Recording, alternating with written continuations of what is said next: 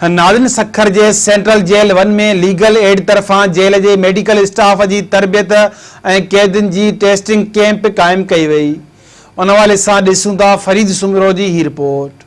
सखर जे central jail 1 में legal aid पारा नवा lab की मदद से जेल अमले समेत कैदियुनि जे कोरोना वायरस टेस्ट लाए तरबियती कैंप लगाई वई।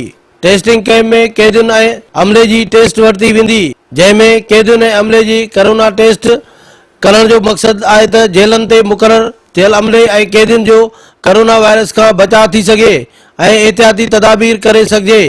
लीगल एड सोसाइटी पारा सिंध में 25 जेलुनि जे अमले ऐं कैदियुनि में पहिरियों भेरो कोरोना स्टेजिक टेस्ट कई वञे थी, जंहिंमें कैदियुनि ऐं जेल अमले के बचाइण जो मकसद आहे त उन्हनि जी हिफ़ाज़त करे सघिजे ऐं जेल इंतज़ामिया जी मदद सां पहिरियों भेरो सिंध में या अहिड़ी नायाब टेस्ट करे कैदियुनि के इन्फेक्शन का बचायो वेंदो।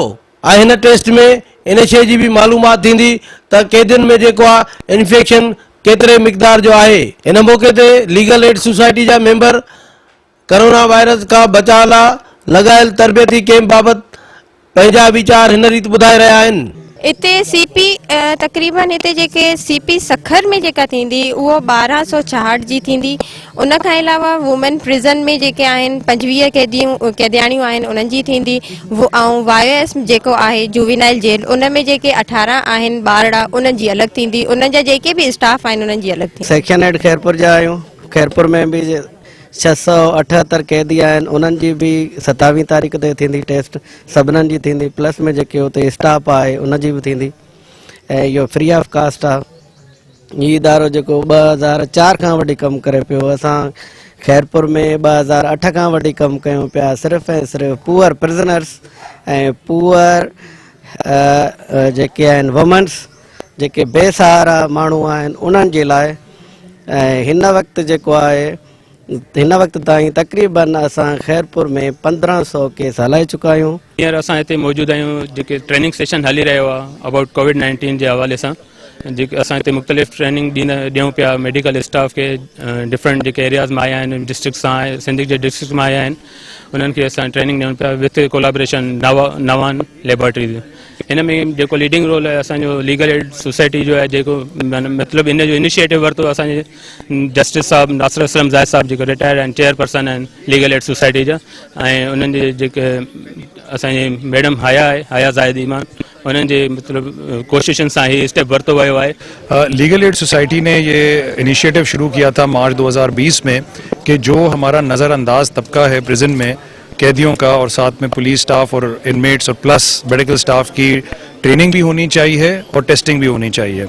हैंड सैनिटाइजर्स, ग्लव्स और साथ में जितनी भी एहतियाती तदाबीर हैं वो तो मुहैया की गई हैं, लेकिन इसके साथ साथ टेस्टिंग PCR की टेस्टिंग हुई लेकिन सीरोलॉजी टेस्टिंग नहीं हुई। ये कराची से सिलसिला शुरू हुआ, उसके बाद हैदराबाद में हमने 11 जेल की और अब सखर में ये सिलसिला शुरू हो गया है। यहाँ पे भी 11 जेल हैं जिसमें शिकारपुर, घोटकी, जैकबाबाद, लाड़काना, इसमें जो है हम पूरी जो है टेस्टिंग करेंगे। और इसका बेसिक मकसद ये है कि चूँकि ये बीमारी ऐसी है जिसमें 80% लोगों को पता ही नहीं चलता कि होके गुजर गई, इसलिए ये वाली जो ब्लड टेस्टिंग है इसमें पता लग जाता है कि आपको होके गुजर गया या नहीं, और आपके अंदर कुव्वत मदाफ़त काम कर रही है और एंटीबॉडी डेवलप हो गई है या नहीं।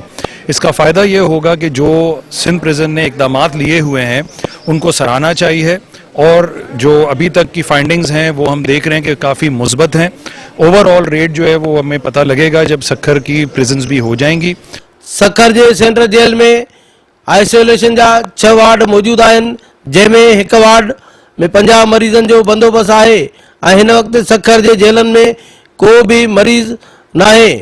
DIG जेल नासिर खान वधीक पंहिंजा तफ़सील हिन रीति ॿुधाए रहियो आहे।